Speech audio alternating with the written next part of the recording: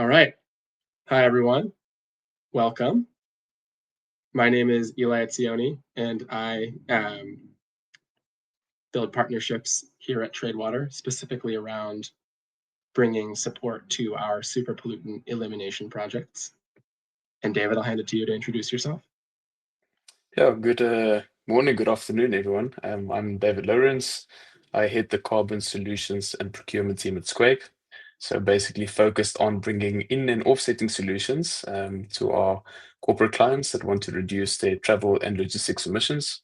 SQUAKE as a company is a climate tech that supports these organizations to address and mitigate the travel emissions that is obviously associated with their flying. And it goes beyond just obviously air flight, but also operate in the space of logistics and travel as a whole. So happy to be here today and have this conversation with Eli. Thanks for the invitation. Great to have you. And I think, David, the conversation came about because you talking to your customers and clients, but us as well, talking to organizations of all types and sizes. Many were already dipping their toes into carbon compensation and carbon offsetting by compensating for emissions from their flight travel. And I think personally, we all are in this moment working in climate and more broadly where we know flying is one of the highest impact things that we do. And at the same time, it's something that I think many find difficult to give up. So we thought it would be an opportune, relatable topic for a webinar, kind of brought to life by what our organizations do and the collaboration we're a part of. So with that, we'll go ahead and jump in. Our flight plan, if you will, for the day is that we'll start by kind of getting an articulation from you of the kind of main challenge or a significant challenge in the travel management industry. And of course, how SQUAKE can help solve that. I'll then sort of jump into super pollutants 101, just at a high level, what's going on in this kind of part of the climate challenge, and a couple of kind of direct stories from the field of our projects and how we do those. And then we'll move on to kind of unpack the partnership with Airbnb that we're a part of and try to extract some lessons learned and some key pieces of that. All right. Awesome. Over to you. Yeah, I mean, it's been well said, right? And I think it's quite familiar to everyone that the industry challenges that we are confronted with when it comes to aviation is that it's a very difficult and carbon intensive area. So very difficult to abate these emissions. We find obviously that travel is needed and travel plays a huge, or air flights play a huge role in the travel of these companies. So it's not necessarily a question of not traveling at all, but it is a question of like, how can we address these hard to abate emissions and help these organizations to reduce their carbon footprint? Maybe if you can go on to the next slide there, just to give a bit of a feel for what are we talking about when we say travel emissions when it comes to flights. If we look at the figures for 2024 alone, now focusing on domestic and international commercial passenger flights, about 70.7 million metric tons were emitted as a result of these flights. Now, that's a number that's hard to understand in any possible context. So maybe just looking at the tiles below there, it gives a bit of a relative feel of what 70.7 million metric tons means. So it's equivalent to 15.3 million passenger cars driving for 1 year. So if you just imagine your own car driving up and down and you do that for 1 year, but 15.3 million of them, that would be equivalent to that. Or 8.8 million homes using electricity for 1 year, 1.7 billion trees, grown to absorb CO2 for 10 years. So that also gives you a bit of a feel for that significant impact specifically on these projects that are on the nature-based side of things. I said there's 7 billion pairs of shoes being produced and shipped. And then if you've been to the Olympic Games or any sort of big event like that, you can host them 100 times to come up with that equivalent amount of CO2. Now, this is, of course, not to shame any organization or individuals. We have to travel. It's an important component. It leads to cultural exchange. It leads to diversity. It leads to all these things that we ultimately, I guess, need to pursue in order to grow business. However, how can we travel a bit smarter is really the question. If you go to the next slide there, Eli, this is also just to show that the forecast when it comes to travel, specifically air flight, is that it will basically double between now and 2050. So we just saw that 70.7 in 2024 on a previous slide. We can always sort of envision if this is going to double by the year 2050, how many more emissions are obviously going to be released into the atmosphere, and how can we actually address it? So this is to give a little bit of a, I guess, a foundation as to why companies like ourselves exist and why we want to address these scope 3.6 emissions, specifically in this aviation space where it's difficult to abate. If you go maybe then to the next slide. This is just to, at high level, speak a little bit about SQUAKE, but it's, today it's not about selling SQUAKE. It's more to tell what are the different stakeholders and players out there, and how can we sort of address the difficulty of the challenge that we saw on the slides before. Now, we've been working with big corporate organizations for about the last 4 years now that have a lot of travel emissions, meaning they have a lot of employees flying all over the world. They typically use a travel management company because, of course, the fact that they fly to many different countries makes it quite complex.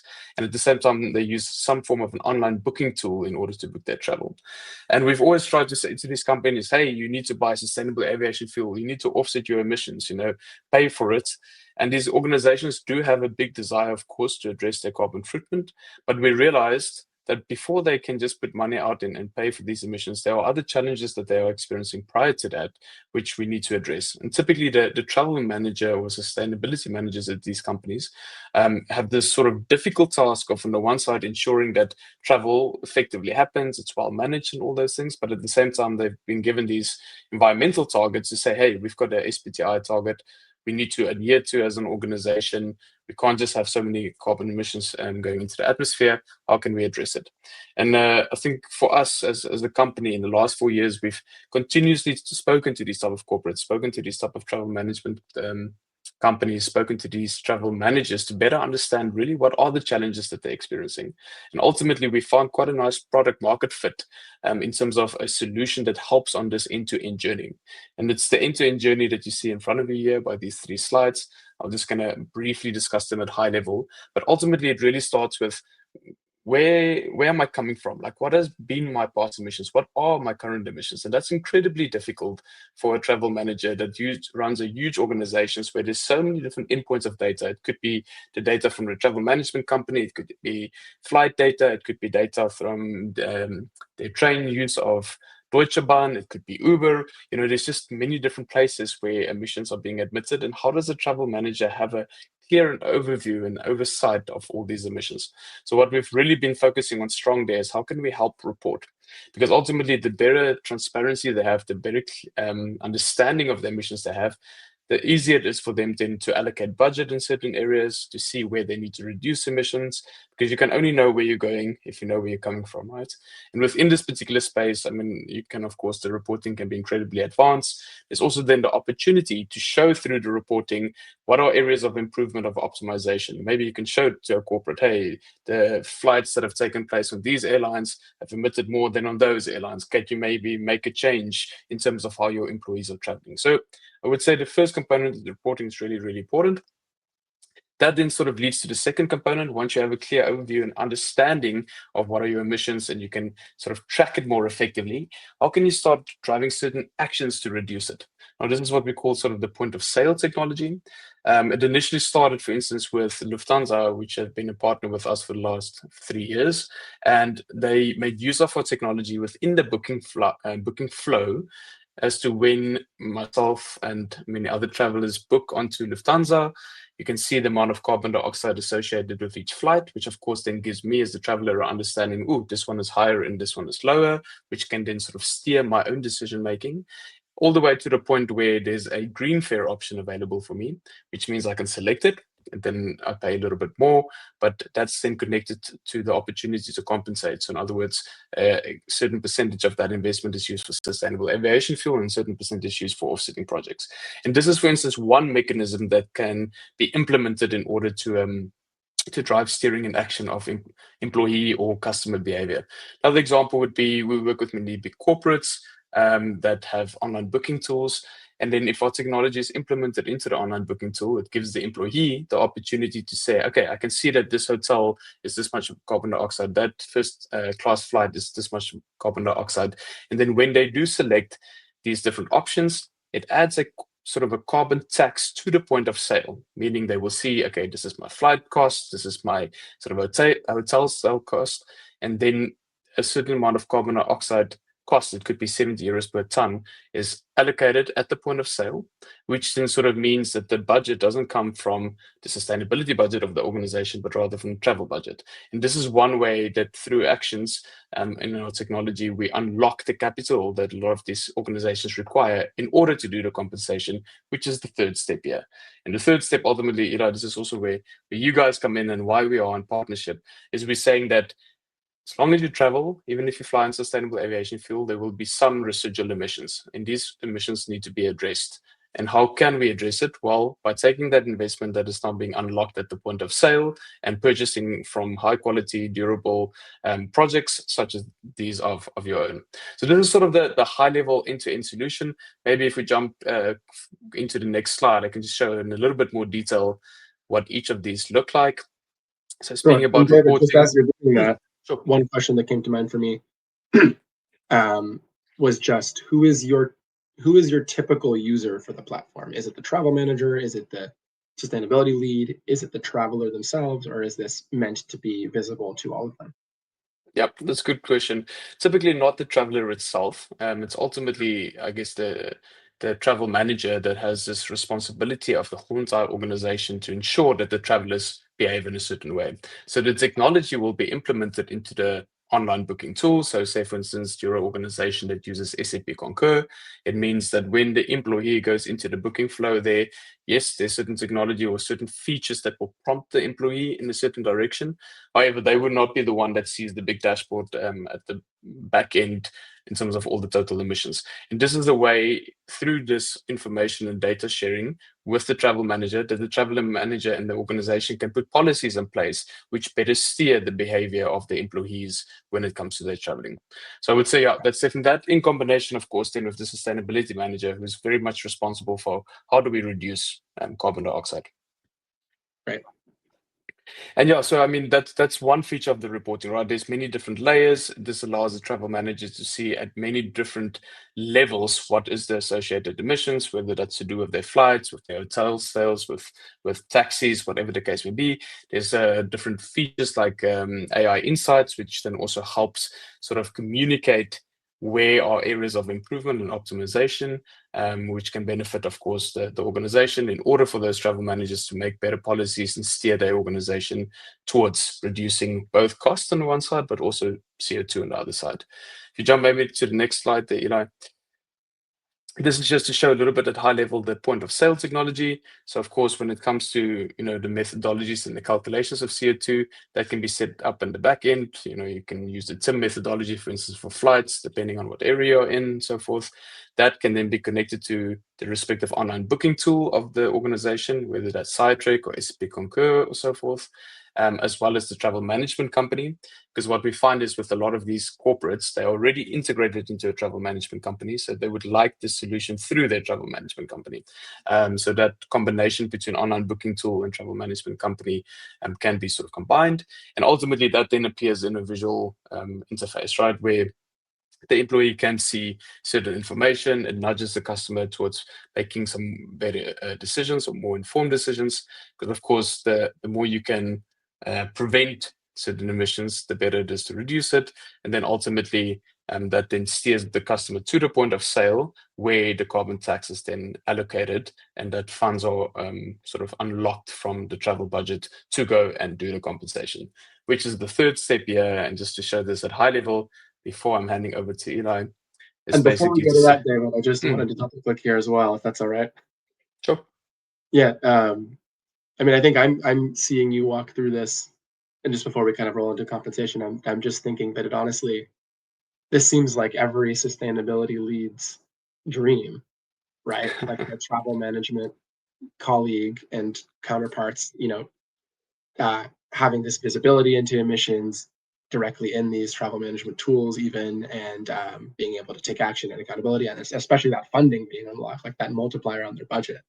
I can totally see how they'd be in every time. But I guess my question is it this easy in practice? I mean, and by that I mean, how do you sort of handle a sustainability lead who, would love to see this happen, but maybe doesn't think they could get buy-in from their travel management folks to kind of take all this on? Or how do you handle travel management folks who are skeptical or may not be Yeah. as willing to just go right into this, even though the integrations are there? Yeah. That's a great question, right? And I feel there's no one size fits all. We've come to learn a lot, obviously, in being in contact with these travel managers. And once they see the solution, almost to your response now, they realize, wow, this is pretty awesome, and that there is opportunity. However, the practice lies in terms of how the organization is also set up, right? So I think there's a lot of difficulty that a lot of these travel managers experience when it comes to data, the cleanliness of the data, the aggregation of the data, and that plays a huge role in this bigger picture because, of course, as they say, garbage in is garbage out. You need to get good data, and that's ultimately where the solution plays a really, really fundamental role in terms of aggregating the right data sources and so forth. So there's a big challenge, and I think a lot of times the travel managers are not aware of how to really address that, and therefore they don't even know that there are solutions out there that can help them with that. To your point around, sustainability manager, travel manager, there's often a bit of, I wouldn't say conflicting views, but of course, the one wants to ensure that the organization can effectively travel the way they need to. The other one might say, no, we just need to bring carbon dioxide down.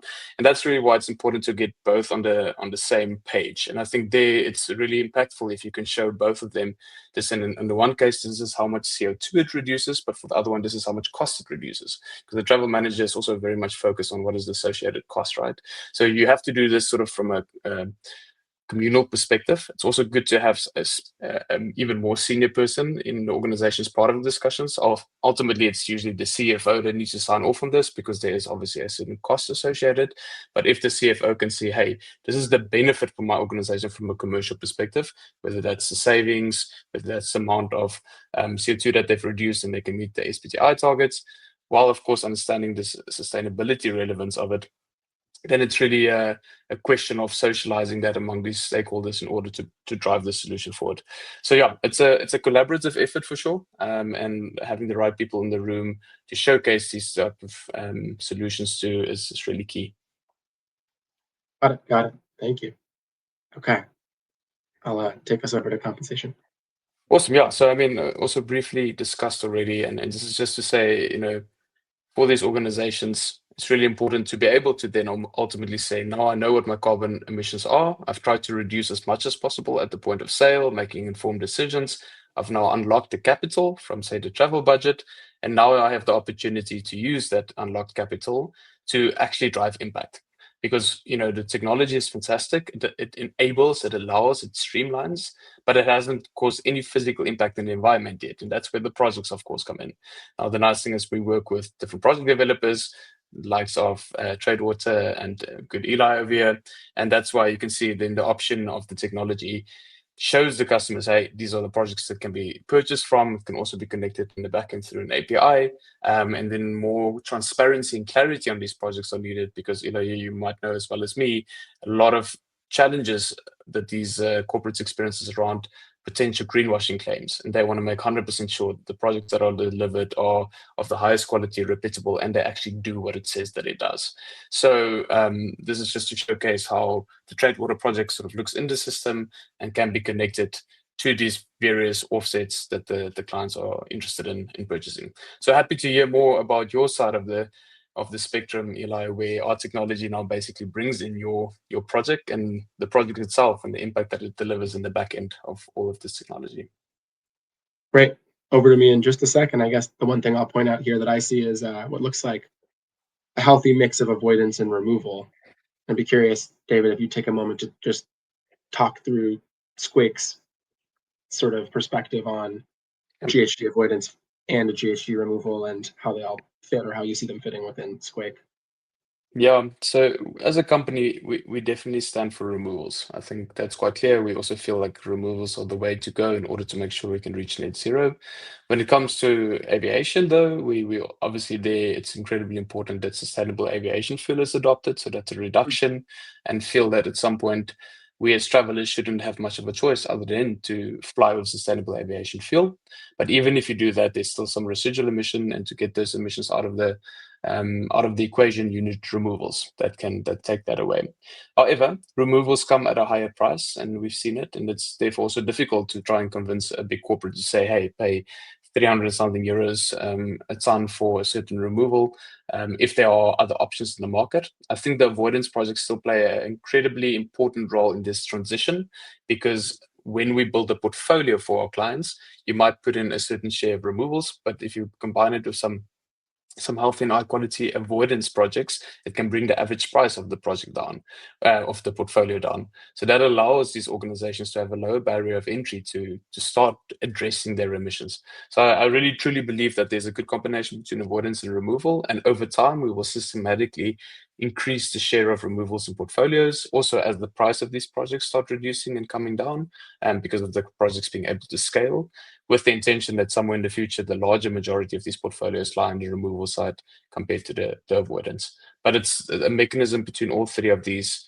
that we need to use in order to find the best fit for the client where they are in their current journey. Maybe they're still price sensitive, and therefore more avoidance needs to be incorporated in there. Got it. Great.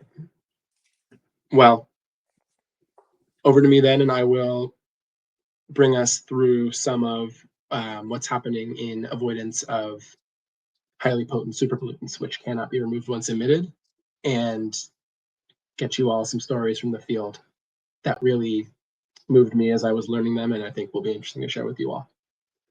So first off, we've been kind of in the market and in the climate space more broadly been hearing, I think, more and more conversation around the category of superpollutants this year in particular, both in the world of carbon credits and beyond it.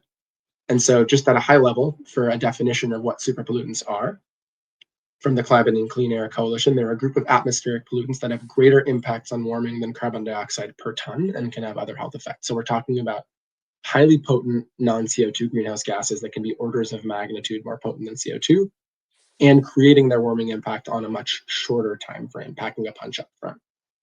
On the left, we have a photo of some of the chlorofluorocarbon legacy refrigerants that our company works to find and destroy around the world. These can be up to 10 to 12,000 times more potent than CO2 on a pound for pound basis, and scattered around the world in canisters of refrigerant that need to be found before they leak. On the right, we have an orphaned well, an orphaned oil and gas well, where the company that drilled it is either bankrupt or insolvent, no longer in the picture. And these, many of them are scattered around the United States, actively leaking methane, and in many cases, other toxic gases. Methane is a potent greenhouse gas with a short atmospheric lifetime and approximately 80 times the climate impact of a ton of carbon dioxide over a 20-year time frame. And just to kind of drive the point home a little bit further about superpollutants, why do they matter in the broader climate scheme? Why does eliminating them matter? A couple of ways to frame their impact. The first is retrospectively looking backwards in time. And when you look at the entire kind of suite of superpollutants, so methane, the legacy refrigerants I just touched on, also nitrous oxide and things like black carbon and carbon monoxide, collectively, they're actually responsible for just about half of all planetary warming that we've experienced to date from human-caused climate change. And so, they really have that kind of level of parity in terms of contribution to the climate challenge alongside carbon dioxide. And then second is looking forward when we think about sort of what we can do with our time and our effort and our money in the coming, especially few years, to David's point about the systems and the balance shifting over time. But when we think especially about the near term, the next 5 years, the next decade, what can we do to have the maximal impact and prevent tipping points and prevent planetary warming from reaching the kind of highest level? We can have an outsized effect by eliminating these superpollutants because many of them are short-lived in the atmosphere and make all of their warming impact in years or decades, as opposed to CO2, which slowly creates warming impact over time. So these two factors combined, just the significant portion of the problem and the particular impact over the short term of eliminating these gases, make superpollutants I think, a very attractive and leveraged piece of the climate intervention puzzle. And that's precisely where we come in. Our entire focus is on stopping the emissions of these super pollutants before they happen. So on the left, you see a highly corroded canister that held CFC refrigerant before it corroded and leaked. Our team is essentially on a global scavenger hunt to find as much and as many of these refrigerant canisters in this refrigerant as possible before this happens. I say this sometimes, and I'll say it here. It's like it's almost hard for me to look at this photo on the left. It's 2025, and there's still no regulation in place outside of the EU around destroying these refrigerants. There's no financial incentive to do so outside of the carbon market. It pains me to think that in 2025, there are still such potent greenhouse gases slipping between our fingers. And on the right is a before and after from an orphaned well that we plugged. So we really do holistically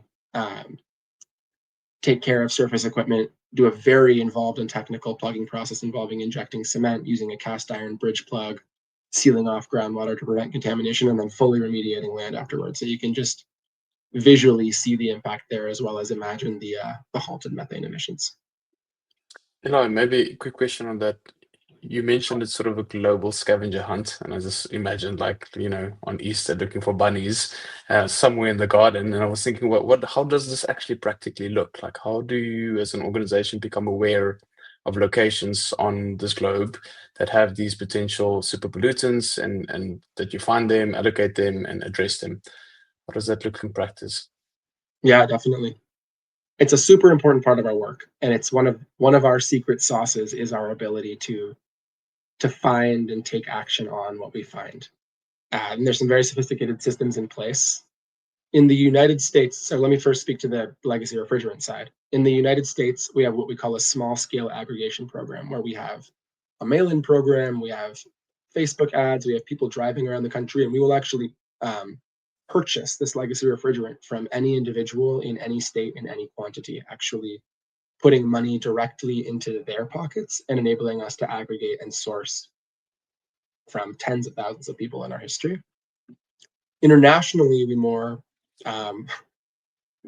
are actually chasing metaphorical bunnies, where we get essentially leads or tips, sometimes from government officials, sometimes from vendors in the refrigerant space, and we follow those. So we have our teams turning up at warehouses where they were told there'd be some material, but we don't yet know what kind of material it is, for example. Or in the case of our Thailand project, which was on your slide, we actually learned from the government that they had kind of a stockpile of this refrigerant that they'd accumulated in warehouses around the country, unmonitored, and essentially they didn't have the know-how or the capacity to deal with that. And so we kind of came in as the project partner and helped them handle that. On the orphaned well side, we're working directly with state, sort of initially with US state records where some of these are recorded, and then talking with landowners directly to get the latest and get their insights, which often leads to discovering additional orphaned wells that weren't on state records. So yeah, it really is what you picture, following bunnies, seeing where it all leads. And do you see that on institutional level, there is some change in how these super pollutants get addressed? You mentioned a bit earlier that, there's no financial incentive and so forth. Do you see that these conversations are happening at a sort of larger, more institutional governmental level in terms of how can we address these? There are some government officials on the legacy refrigerant side meeting each year to kind of like discuss the state of the Montreal Protocol, which is the international treaty that initially banned production of those gases. So there are some conversations ongoing. And on the orphaned well side, we did actually have some government funding during the Biden administration as part of the Inflation Reduction Act, I believe, to essentially start to try to provide some funding to plug this large backlog of orphaned wells. Unfortunately, I believe that funding was frozen and then unfrozen and then discontinued under the current administration. But ultimately, I think there's a hope across many different project types in the carbon market that these project activities and organizations building the capability to do this work could bridge to policy shifts. Unfortunately, though, holistically, we haven't seen much movement in either of these project types. But we do monitor it closely.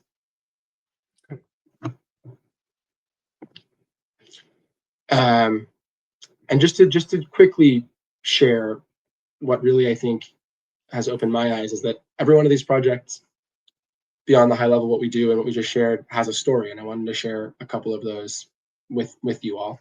On the left here, to our point about purchasing refrigerant wherever it's found, you see a canister of refrigerant, R12, highly potent gas, from one of our collection trips. But I think it's easy to see that and not necessarily think about who and where it came from. And in this case, one of the people on our collections team was on a trip in a Midwest state, went to a mall parking lot and met a woman who had a few cans of this R12 material. He gave her cash for them, and she was extremely grateful. She told him that the R12 had initially belonged to her husband, who had passed away recently. And she said that she thought that getting some money for the old cans was a gift from him in heaven. That's just one of many experiences. Later that same day, he actually met someone else who had several larger cylinders of the gas, and he was able to pay that person a meaningful amount of cash for them. And that person ended up telling my colleague that he had cancer and had seen our tiny classified little classified ad in the paper while he was getting chemotherapy treatment at the hospital. And he said that this happening and this ability to this transaction and all was one positive thing about having cancer. So anyways, I just share those to add a bit of the human element that we experience every day. And then on the right, the story of this well here. This was a well that was visible from the side of the highway and sat in kind of a low-lying area of a landowner's field. The field more broadly was used for soybean harvesting, but obviously when you have a well like this, you need to kind of give it a wide berth and steer clear of it. During our team's measuring process, they discovered that in addition to the methane being emitted from this well,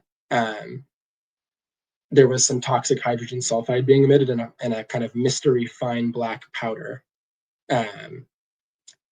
Because of these kind of additional emittents, our team had to build a custom filter in order to even safely be able to approach and measure the well's flow rate. That measurement is, of course, super crucial to every project that we do. So I think it's commendable. Our team will essentially do whatever it takes to plug these wells, even if it means building custom equipment. The team then kind of transported some of the equipment away. And by the time the team got to the place where they were meant to store the equipment itself was actually smoking. It turns out that the black powder was something called iron sulfide, which self-ignites when exposed to air. It occurs naturally in this geologic region, but if you think about the potential of this degraded equipment to break further and the fact that there was self-igniting iron sulfide and they're at risk of being sprayed out over the farmer's field, I think it just drives home the point of how important it is to control for these risks and to mitigate the climate impact, but also the health hazards here. So there are many, many more stories here along those lines, but I'll leave it at that. And then just to anchor this back in quality briefly, I imagine, David, this is something that's crucial for all of your clients and customers, and for those listening. As important as it is to have those stories, I think it's more crucial than ever in this moment in the carbon markets that they're backstopped by carbon credit quality. So on the ODS destruction side, on the refrigerant destruction side, one of the great things about the project is that we can directly measure precisely the amount of refrigerant that we collect, and then measure and weigh it again exactly before we destroy it. So that measurement is very, very fine-tuned. The permanence on that project type is also outstanding because once you destroy legacy refrigerant, that's a process that can't be undone. And as mentioned, there's no financial incentive or regulation in any of the places we do these projects for this work. And so as a result, Calyx Global's actually rated about 20 of Tradewater's ODS destruction projects and found them all to be tier 1, which is A or above. On the orphaned well side, same thing. We're directly measuring the amount of emissions being emitted from the well before bringing in cement, iron, metals, and doing a multi-layer, multi-redundancy, highly sophisticated plug that is highly permanent. And again, there's no regulation requiring orphan wells be plugged, and unfortunately, very little / no finance in the US for it right now. And MSCI has rated our first couple of projects over there A and AA, with AA being equivalent to the highest rating they've given. So just, this could be a longer conversation, but wanted to flag that the quality is there and it's important. Yeah, I mean, you've already said it right, but really just to substantiate from our side, where a lot of customers do not even know what projects are out there, and they don't necessarily understand the technical side of these projects, but they are very much aware of the importance of quality, so that the greenwashing scams and any bad reputation or press or anything, doesn't hit them. Therefore, I think it's always interesting when we deal with these clients to try and bring enough understanding to them why these projects are of high quality and why they will not lead to greenwashing and these type of things, without, of course, having to show all the technical elements and aspects of a project to a client. I would be curious, though, Eli, to ask a little bit around the permanence, which is ultimately how long this can be stored. What is the sort of mechanism around that in terms of once you now find these super pollutants, how does that methane, for instance, get stored and captured in order to make sure it doesn't get released into the atmosphere? And how can they sort of verify that the permanence might be, I don't know, hundreds or thousands of years? And is this a permanence question, particularly on the orphaned well side, or both? Yes. Yeah, in general, I think most of your projects is when it comes to permanence, how is their level of guarantee, which is obviously reflected in these quality metrics that we see in front. But yeah, just for my understanding. Yeah, no, I think it's on the orphaned well side when you're plugging a well and sequestering / keeping something in the ground instead of incinerating and breaking that gas down into its component parts, the permanence question is going to be slightly less straightforward. So I think it is important to ask. I mean, the first thing, which should of course be a prerequisite for any project in this space, is an extremely high integrity and high quality and high tech plugging job. So when we plug these wells, we're plugging in alignment and above and beyond all state and federal regulations, and in alignment with known best practices in the plugging space. And when you do that and you build in redundancy, the best available data indicates that plug is going to last a very, very long time. We do also do post-plugging monitoring. So we measure the sort of ambient level of methane emissions prior to plugging. And then after plugging, we take that same measurement to ensure that there's, of course, no longer any methane emissions coming out and the plug is holding. We've also gone above and beyond the methodology, and we have an insurance policy in place, which hasn't ever had to be exercised, but it essentially functions such that if we were to return and, for future monitoring and measure and detect any kind of methane emissions whatsoever, there would be funds set aside to sort of mitigate and replug the well. But again, hopefully that's never needed. We've never seen that be needed. First and foremost, an extremely high integrity plug is crucial. And overall, between those components, the permanence risk is assessed to be quite low. Okay. Great. Okay. And just collectively on our side, we recently exceeded 10 million metric tons of CO2 equivalent impact, which is equivalent to planting enough forest to cover almost 5 Yellowstone parks, large national park in the United States, and is also equivalent to a little over 2.5 times the annual emissions of the city of San Francisco. I think with that, we have a chance to talk about how we've put this into practice with Airbnb. Yeah, I David, think it was maybe let you, yeah, take it away. always very exciting to obviously think how organizations and people have benefited from this. So obviously, as a joint collaboration between SQUAKE, Tradewater, and then our client Airbnb, we've managed to bring these type of solutions to their individual customers. You know, as I said in the beginning, in order to drive the ultimate impact from an end-to-end perspective, all stakeholders with their different solutions are needed. So SQUAKE's technology in this case is allowing the customers of Airbnb in Germany to book a nice stay for the weekend and then give them the option to compensate the emissions associated with that particular stay. Of course, some units have a higher carbon footprint than others, but it sort of puts the power back in the hands of the individual, in this case, the traveler or the person staying there. And Square's technology then collects and aggregates all of that, which is then connected to a portfolio of different projects. And the Tradewater project is one of the projects in there, which of course then, as you've heard from all the slides that Eli just presented now, offers great impact in the environment and really makes a change. And it's been pretty awesome to, of course, be able to bring this to the likes of someone like Airbnb, well-known, reputable company, of course, that has a very high standard, specifically when it comes to the conversion of their customers within their booking flow.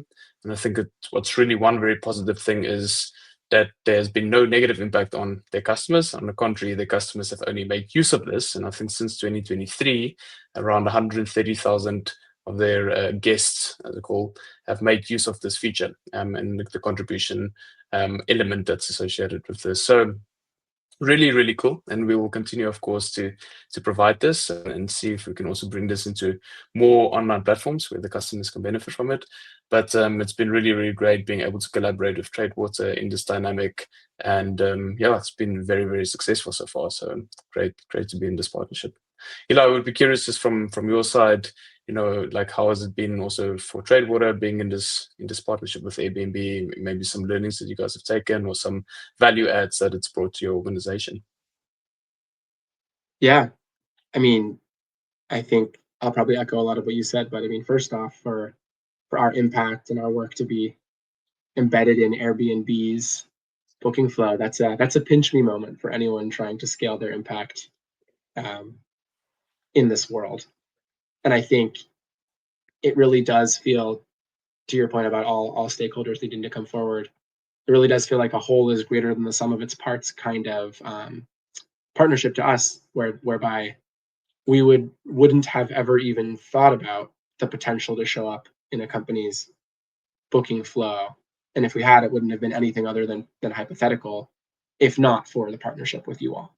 And so I think it's really opened our eyes to what's possible and been extremely impactful. So I think for any project developers listening or who are thinking about where partnerships may fit into their work, I would just say this is a strong vote for really the catalytic power of a good collaboration. So that's what I'd say from our perspective.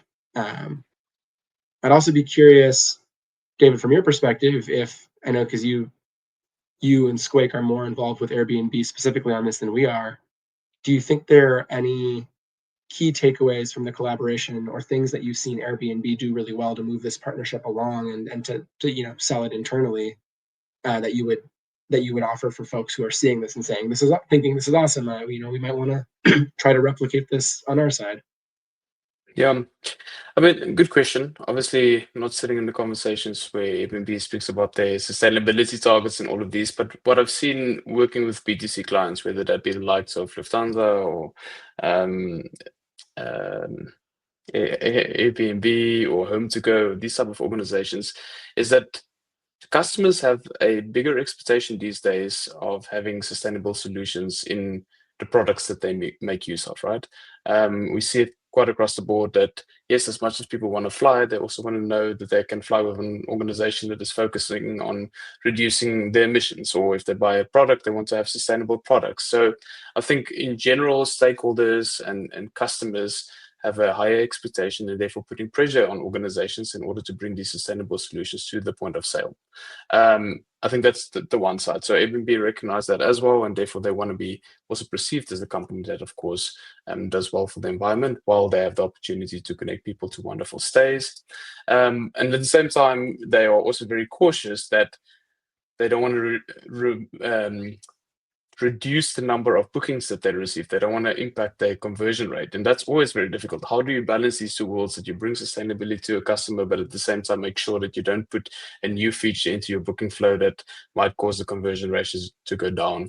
And I think what has been really positive through this partnership is that both of those elements have been able to achieve. So if there's anyone listening that, of course, think, hey, I'm also experiencing the pressure and the expectation from my customers to bring these sustainable solutions to them in the service that you're offering, while, of course, wanting to ensure that you don't impact your commercial benefit as an organization, then this is really the type of approach to take, ultimately, to make sure you get a technology provider that has the type of technology that ensures that the customer experience remains really good, but at the same time that also has the type of projects connected to that which entices the customers and say, hey, I have a desire to contribute towards this. This project is something that I find impactful. It's something that I think that plays a really big role, right? If people didn't believe in the impact that these projects can have, then they wouldn't necessarily feel the need to put additional money down in order to do their compensation. So I think that's really a collaborative sort of package that needs to be put together that can then drive that impact. And we'd be happy to, of course, speak to anyone that might have interest in this to see how one can bring these solutions to them.